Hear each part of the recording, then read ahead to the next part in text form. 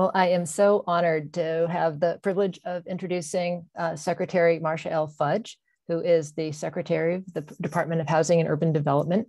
In some of her very first testimony, Secretary Fudge pointed out that her agency, among all agencies, is really the one that focuses almost uniquely on the most vulnerable in our country. And that has been a pattern in her extraordinary career in public service.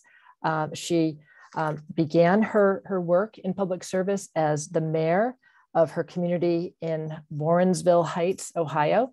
So apropos of our conversation just now on the role of mayors, Mayor Fudge took on issues that involved anti-foreclosure, dealing with vacant properties and abandoned properties, bringing new economic and housing development resources.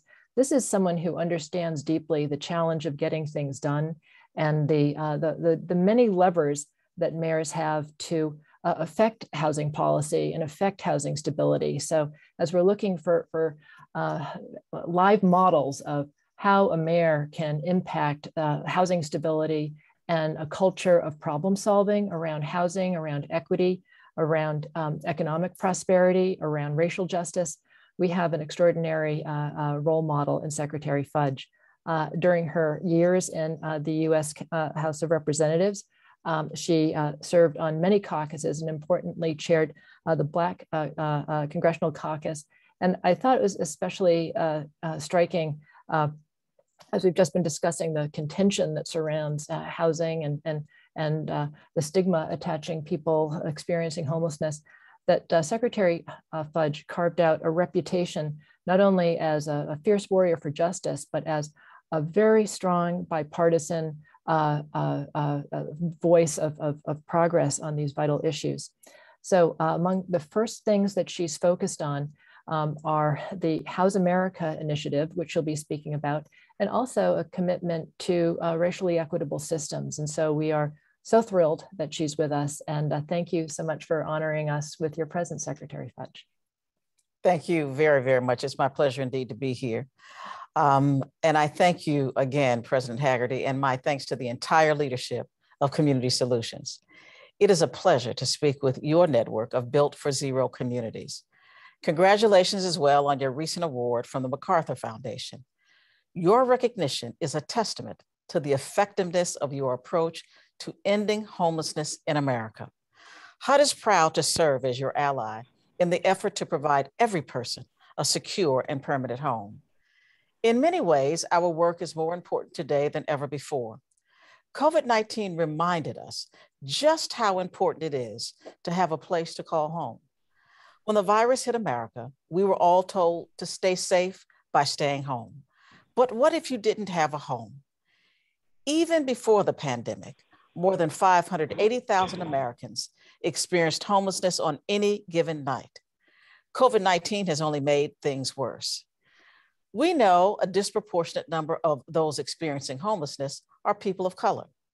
Nationwide, Black people make up about 13% of our total population, yet we represent nearly 40% of people who experience homelessness. I recently visited several communities in California where racial disparities among our homeless population are even more pronounced. In Oakland, for instance, Black people account for less than 10% of the city's residents and nearly half of its homeless population. Let me share a heartbreaking story I heard during my trip. When I was in San Francisco, I met an elderly Black man who identified himself as Mr. Smith. Mr. Smith walks with a cane and cannot see very well because he suffers from glaucoma. He carries with him a long handwritten list of the medications he needs to take and the doctor's visits he needs to make. Mr. Smith receives a monthly SSI check of about $1,000. Nowhere in California are these payments enough for him to rent a decent home, to put food on the table, and pay his medical bills. One night, Mr. Smith walked onto a bridge and nearly surrendered to his despair. He thought to himself, if I stood on a ledge in the middle of that bridge and threatened to take my life, maybe then I would finally get the help I need. No person should ever have to feel such desperation, not in the United States of America, not in the greatest nation in the world. Each of you knows of people like Mr. Smith who live in our own communities. We have an obligation to help them. I'm a person of strong faith. It is my faith that drives my work, that drives me to help improve the lives of people in need. The Bible mentions the word poor or poverty more than 200 times.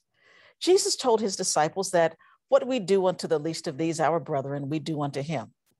We are charged to serve the disadvantaged and the dispossessed, the lost and the left out, to help them find hope in the midst of hardship, sanctuary in the midst of struggle, peace in the midst of peril. You all understand the urgency of this moment. You understand the need to act, and President Joe Biden understands it too. The president recognizes that addressing homelessness is an issue of racial justice. He recognizes that our homeless crisis is a direct result of decades of discrimination and disinvestment in our communities. Homelessness has no place in this administration's vision for our nation. That is why HUD has launched a major effort to end homelessness in the United States. Our House America initiative brings together leaders from across the federal government and from communities in every corner of our country to form a historic series of partnerships. At the federal level, that partnership starts with President Biden, and it includes the 19 members of the USICH. I am honored to chair and lead our council alongside our Vice Chair, Secretary Dennis McDonough. Yet federal leadership is only part of the equation. As a former mayor, I know the best solutions often come from the local level, from leaders who understand the unique challenges and opportunities that exist within their own communities. That is why House America is driven largely by governors and tribal leaders, by county officials and mayors, by housing authorities and continuums of care. The President's American Rescue Plan allocated 70,000 emergency vouchers to support this initiative and $5 billion to create affordable housing for people experiencing homelessness. In addition, the Treasury Department has now encouraged communities to support House America by using part of the $350 billion in state and local relief funds they received through the Rescue Plan. Together, HUD and our partners will use these unprecedented resources to accomplish two goals by the end of next year. First, to provide at least 100,000 Americans with permanent housing. Second, to commit to building at least 20,000 new homes for people experiencing homelessness.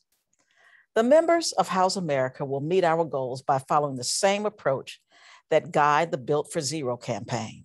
We will champion the philosophy of housing first, which we know is the best policy to address homelessness.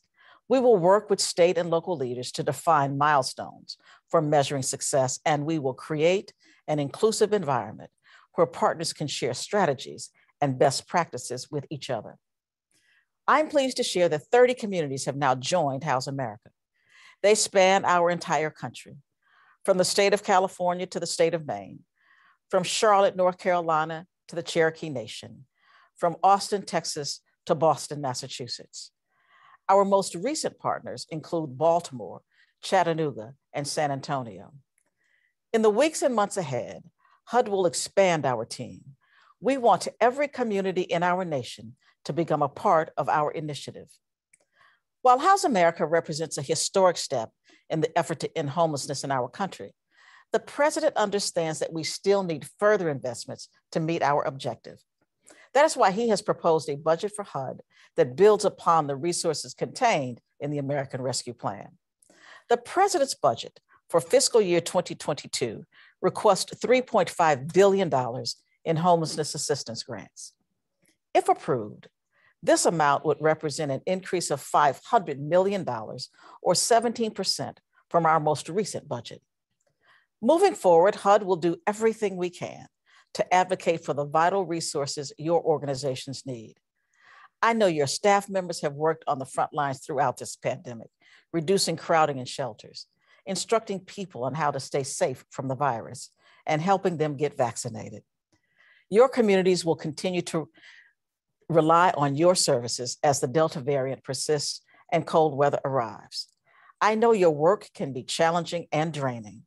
On behalf of our team at HUD, I want to thank you from the bottom of my heart for all of your efforts. We are proud to partner with each of you to help put America on the path toward ending homelessness. When I think about the task before us, I'm reminded of the words of the French historian, Alexis de Tocqueville.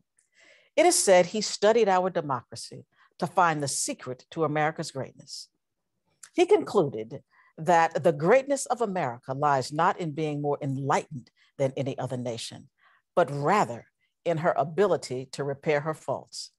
I wonder what de Tocqueville would think if he visited America today and saw more than 500,000 people sleeping in shelters, cars, and encampments beneath bridges and beside riverbanks.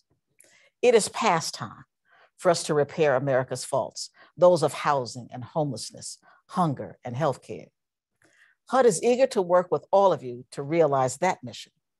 The members of Built for Zero recognize that every person counts, that every person matters, that every person deserves to live with stability, with security, and with hope. We look forward to continuing our work together, and I cannot wait to see all the progress we will help our nation accomplish. Thank you very much and have a wonderful conference. Secretary Fudge, thank you for your inspiring presence at the agency, for being such a standard bearer for what we all believe, that homelessness is solvable, and for measurable and racially equitable progress. We're proud to work with you and your team, and thank you for the work that you've been doing during the pandemic, and your team especially. We're thrilled to work with Richard Cho and everyone in the SNAP's office, and we know how much a leadership role they've played working with the CDC to help keep people experiencing homelessness safe and understand this as an urgent public health challenge as well. So we are excited to partner with you, and so grateful for your service and your time with us today. It is my pleasure. Thank you so much.